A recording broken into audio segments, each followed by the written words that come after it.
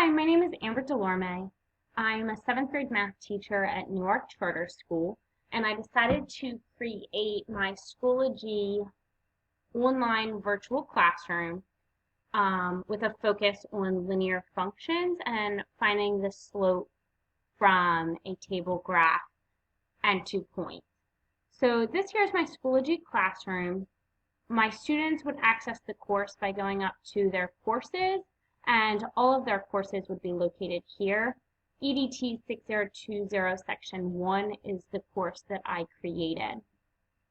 Over on the left-hand side, it gives all of the materials, and then below that there's course updates. So here I can post any update reminding students of anything. Once a week with my Schoology course at Newark Charter, I post an update every Monday informing both students and parents what we're going to be learning about in the week, quizzes, upcoming tests, and any other reminders like half days or field trips or so forth. Here is the grade book. This is where students can access their grades for their courses, in addition to where I can update their grades. The gradebook feature is now connected to our state system, so it becomes very easy to do their marking period grades as well. Attendance is down here. Then we have members and analytics. Analytics is where I can assign a homework assignment or a test or a quiz, and I can determine how well the students did based on the standards. And I can also see how often they access the course and how long they've been in the course, how long they've spent on their homework, and so forth. This here, this is called PlayPosit. It was formerly known as Educanon. PlayPosit is a great app that I added where students can watch videos and answer questions, and it's graded. So I want to go back up to materials because I want to talk to you about how my course is set up. So here the very first thing is my teacher profile. So if I select this, this tells students and parents everything about me, where I went to school, what I like to do, and most importantly, the best ways to contact me. So I want to go back up, and I can just hit this button here, and it will take me back to the page that I was just on. Then I have a Start Here button. So I'm going to click this, and this is my page.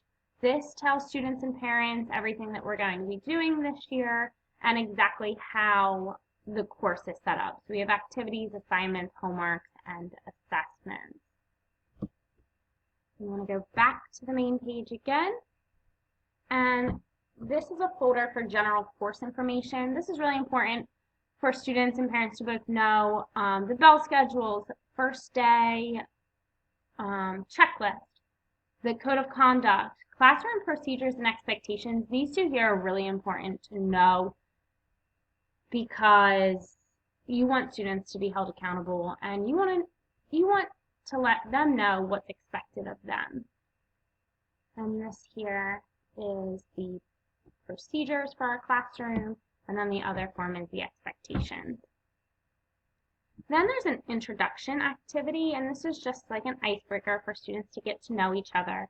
So what they have to do is they have to create an edu-creations lesson introducing themselves, and then they're going to share their lesson and comment on 2 other students' edu-creation lesson.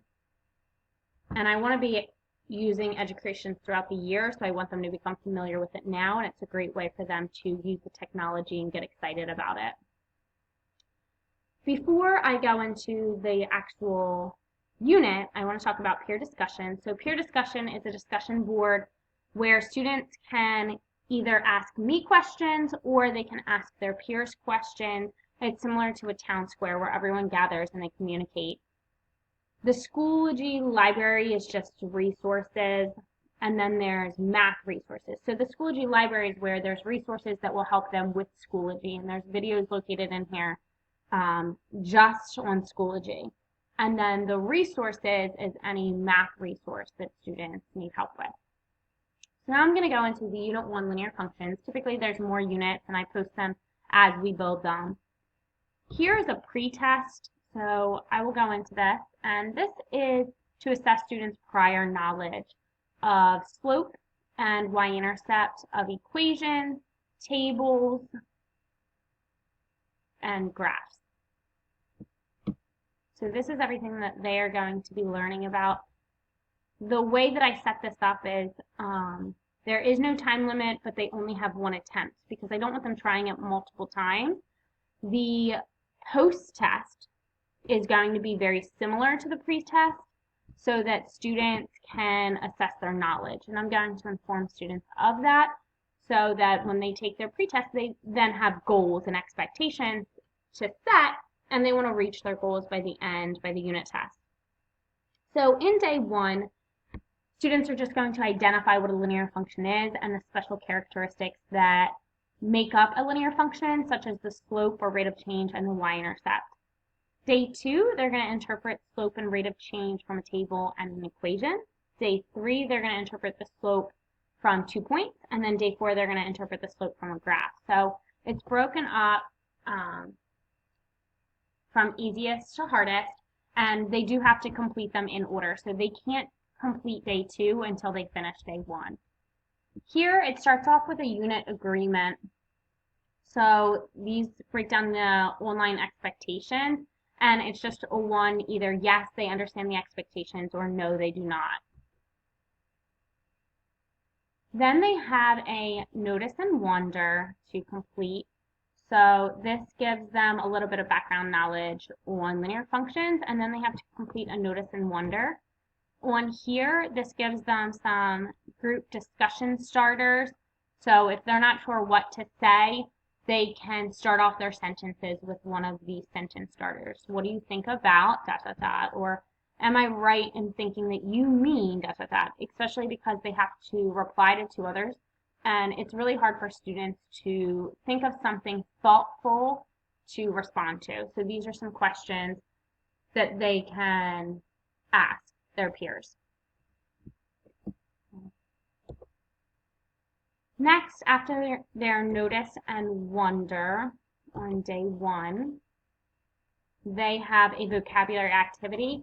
This is on Quizlet. So it gives them the directions. They have to go into Quizlet. They have to review all of the vocabulary terms to become familiar with it. Then they will practice it. Then they'll take the quiz and submit a screenshot of their quiz. Then we have some discovery notes. So it asks them to graph specific functions and determine what they notice, and then they have to answer questions. So they're discovering the math. Activity 4, they have to complete a graphic organizer and then submit their graphic organizer. Activity 5 is a Desmos group work. So Desmos is a math website. It has many different activities on here. I created a class code. Students will be given a certain group that they have to work with, and they will go through and discover the math again together as a group and complete the problems on Desmos. So this is a great group task.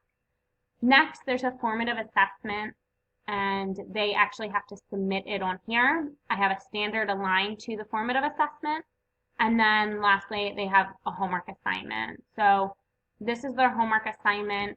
It's identifying linear functions and what makes up a linear function. There's multiple choice and matching questions, and there's only 5, so I started off easy. For this settings, I chose to give them unlimited amount of time because they have to score at least a 70% or greater. If they score less than a 70%, it requires them to go back to activity 3 and 4 and review their notes and watch the videos again, and then they have to retake the assignment until they score at least a 70%. This is how all of my days are set up. So they have 4 days, and they're all very similar to this setup. So they have a unit agreement in day 2 again. They have a which one doesn't belong discussion post. They have to decide which graph doesn't belong, and then they have to respond to 2 of their peers. And here is a rubric on the discussion. Then they have a video and they have to take notes and then they have to submit their notes. Activity 3 is a play pause it. This is where you watch a video and answer questions within the video, and it does grade them. Then they have to submit their graphic organizer based on their notes in activity 2, and this is where they will submit this. They can also see other students' graphic organizers in this forum. I think that it's really important for them to compare their graphic organizers so that they can only get better and improve. Then they have a classwork worksheet. This is more of a blended learning, so they'll actually get the worksheet, they'll complete it by hand, and then they'll take a picture and submit it here. This is their homework assignment, and then I posted videos on homework help. So if they struggle again with completing the 70% or greater, they can then watch the videos and go back and retake their homework assignment to receive an average of a C or greater. So I'm going to go back to my days. And day 3 and 4, they're broken up very similarly.